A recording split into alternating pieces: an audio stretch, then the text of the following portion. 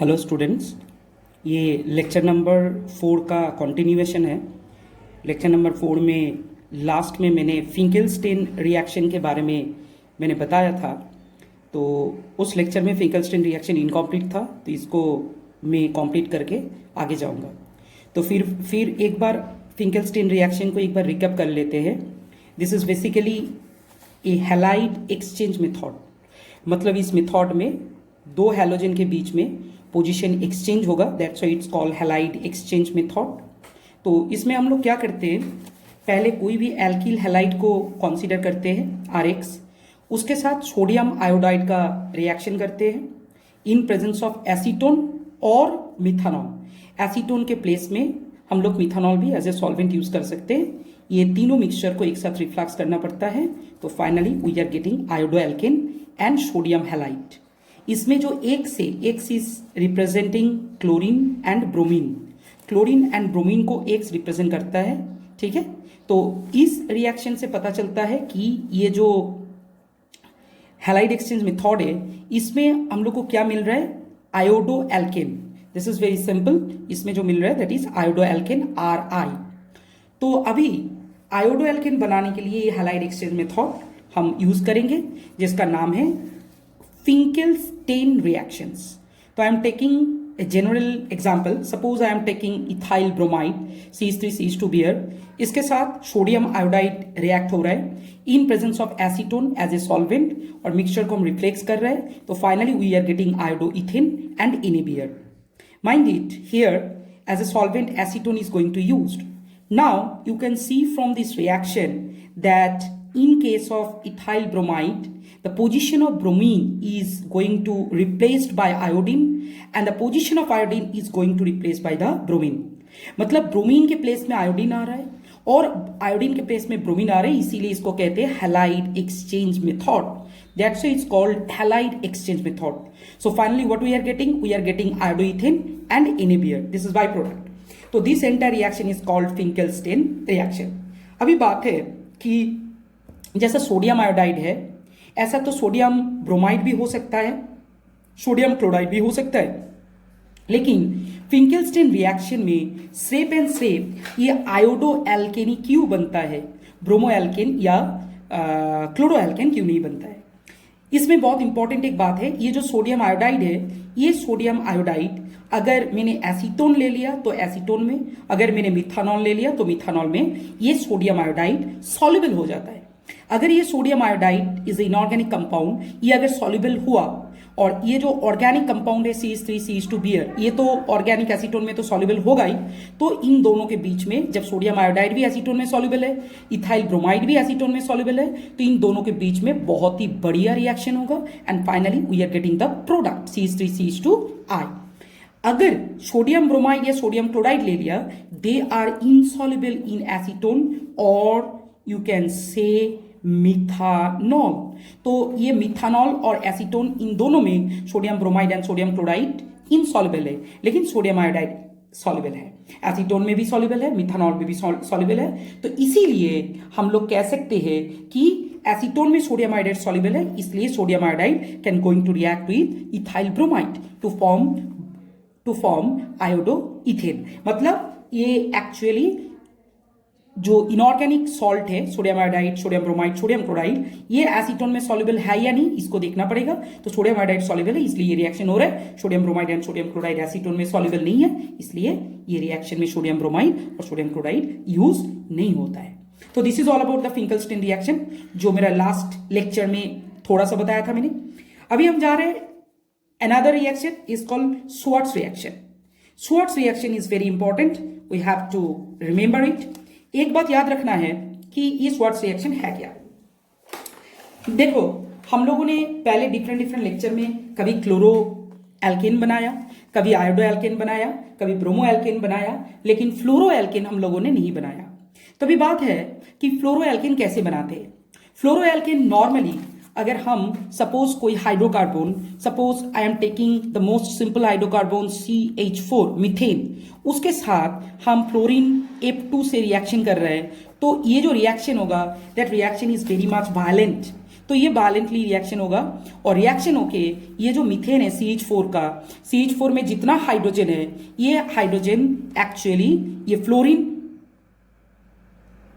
Accept करके HF बना देता है और finally what we are getting carbon. मतलब मीथेन के साथ CH3 नहीं मिलता है फ्लोरीन के रिएक्शन में, rather we are getting HF and carbon. तो ये जो HF एंड कार्बन फॉर्मेशन हुआ, our main product is not HF। तो ये नॉर्मल रिएक्शन ऐसे फ्लोरीन के साथ नहीं होता है क्योंकि fluorine is highly reactive.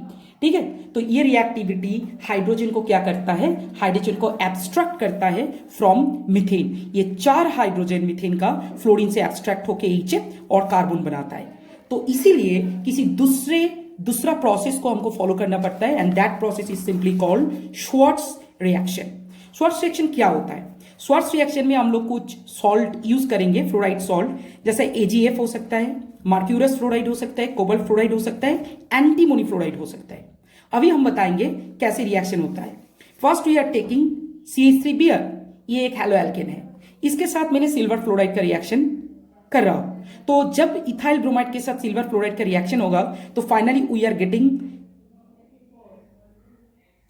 Ethyl bromide के साथ सिल्वर फ्लोराइड के रिएक्शन में we are getting methyl fluoride. ये मिथाइल ब्रोमाइड है, तो मिथाइल फ्लोराइड मिल रहा है अलोंग विथ AgBr। ठीक है, तो इसके प्लेस में आप मर्क्यूरस फ्लोराइड भी दे सकते थे, तो प्रोडक्ट AgBr चेंज हो जाएगा। ठीक है, उसमें से अगर मैंने ब्रोमीन से रिएक्शन किया तो Ag2Br2 फॉर्मेशन होगा। ठीक है, तो हम AgF या Ag2F2 ले सकते हैं। What about cobalt and antimony fluoride, COF3 and SbF3, इसके बारे में हम क्या बताएंगे? The first thing is that कि ये जो बात है cobalt fluoride and antimony fluoride, ये एक्चुअली यूज होता है तब जब किसी कार्बन में, एक ही कार्बन में 2 हैलोजन अटैच रहता है।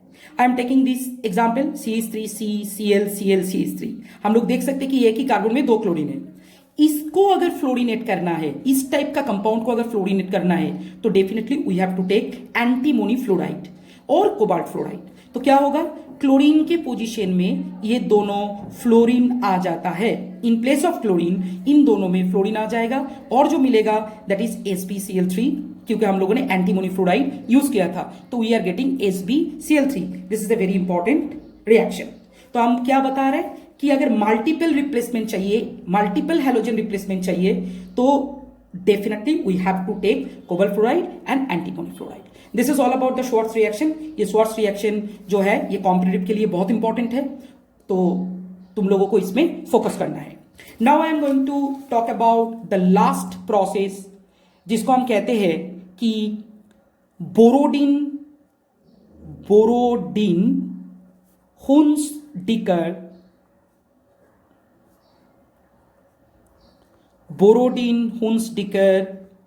रिएक्शन। बोरोडिन हुन्सडिकर रिएक्शन, ये Borodin Hunsdiecker reaction one of the most important reaction है कि बोरोडिन हुन्सडिकर रिएक्शन। तो ये बोरोडिन हुन्सडिकर रिएक्शन जो है इसमें क्या होता है, बोरोडिन हुन्सडिकर रिएक्शन में actually silver salt of fatty acid use होता है। Silver salt of fatty acid use होता है, इसके साथ ब्रोमीन रिएक्शन करता है इन प्रेजेंस ऑफ CCl4, तो उस रिएक्शन से मिक्सचर को रिफ्लेक्स करना पड़ता है, तो उस रिएक्शन से ब्रोमो एल्केन मिलता है। इस रिएक्शन का और भी कुछ इंपॉर्टेंट पॉइंट्स है जिसके बारे में हम बताएंगे। तो पहले हम देख लेते हैं चलो कि रिएक्शन कैसे होता है। In this reaction suppose I am taking silver propionate CH3 CH2 COOAG, this is silver propionate, मतलब silver salt of propanoic acid. इसके साथ मुझे लेना है bromine Br2 in presence of CCl4, this is simply carbon tetrachloride. तो हमने क्या use किया, silver propionate and bromine in presence of CCl4। इसको क्या करना पड़ता है, इसको रिफ्लेक्स करना पड़ता है। तो जब हम इसको रिफ्लेक्स करेंगे what we are getting CH3 CH2 Br, मतलब ये क्या है, ये हुआ इथाइल ब्रोमाइड और ब्रोमोइथेन, इसके साथ आ जाता है CO2, ये गैस है, सिस्टम से निकल जाएगा और मिलता है AgBr। This is the reaction for Borodin Hunsdiecker. तो क्या मिला, मिला CH3CH2COH silver propionate is going to react with bromine in presence of CCl4 and इसको रिप्लेस करना पड़ता है, तो finally we are getting bromoethane, carbon dioxide and silver bromide. इसको याद रखना है कि ये जो रिएक्शन है तुम लोग देख सकते हो कि स्टार्टिंग में मेरा पास 3 कार्बन था। कितना कार्बन एटम था? 3। लेकिन जब प्रोडक्ट फॉर्मेशन हुआ तो उसमें 2 कार्बन है, एक एज ए CO2 निकल गया। तो this is the utility of this reaction. तो दैट इज वाई इस रिएक्शन को कहते हैं स्टेप डाउन रिएक्शन। इसको क्या कहते हैं? स्टेप डाउन रिएक्शन, और नहीं तो कहते हैं डिसेंडिंग ऑफ सीरीज। क्या कहते हैं? Descending of series. ये भी बहुत इंपॉर्टेंट टर्मिनोलॉजी है। तुम लोग आगे जाके जब ऑर्गेनिक कन्वर्शन करोगे तो उसमें 2 वर्ड बहुत ज्यादा आता है कन्वर्शन के टाइम में। एक होता है स्टेप डाउन रिएक्शन और डिसेंडिंग ऑफ सीरीज, और एक होता है स्टेप अप रिएक्शन और असेंडिंग ऑफ सीरीज। ये स्टेप डाउन और डिसेंडिंग क्यों हो रहा है? क्योंकि स्टार्टिंग में जितना कार्बन था फाइनल प्रोडक्ट में उसमें से 1 कार्बन कम हो गया। तो this is the main thing. तो यही बात है कि this is simply descending of series और स्टेप डाउन रिएक्शन। तो अभी बात है जितना सारा मैंने बताया, ये all are the process by which we can prepare halo alkanes. ठीक है, हैलो एल्केन्स में प्रिपरेशन में ये प्रोसेस छोड़ के और कुछ भी नहीं है। अभी नेक्स्ट लेक्चर में हम हैलो एरीन का जो प्रिपरेशन है उसके बारे में हम बताएंगे। तो दिस इज सिंपली मैंने बोरोडिन होम स्टिकर में बताया silver salt of fatty acid, ये फैटी एसिड है, propionate silver propionate, bromine CCl4, इसको सिंपली रिफ्लक्स किया तो मिला ब्रोमोइथेन, कार्बन डाइऑक्साइड NaGBr। हम लोग देख सकते हैं स्टार्टिंग में 3 कार्बन था लेकिन फाइनल प्रोडक्ट में ये आ गया 2 कार्बन, 1 कार्बन डाइऑक्साइड होकर निकल गया। तो इस बोरोडिन होम स्टिकर रिएक्शन को स्टेप डाउन रिएक्शन नहीं तो डिसेंडिंग ऑफ सीरीज कहते हैं। This is very important which we have to remember. Thank you very much. मेरा नेक्स्ट लेक्चर वीडियो में हम बताएंगे हैलो एरीन कैसे प्रिपेयर किया जाता है। Thank you students.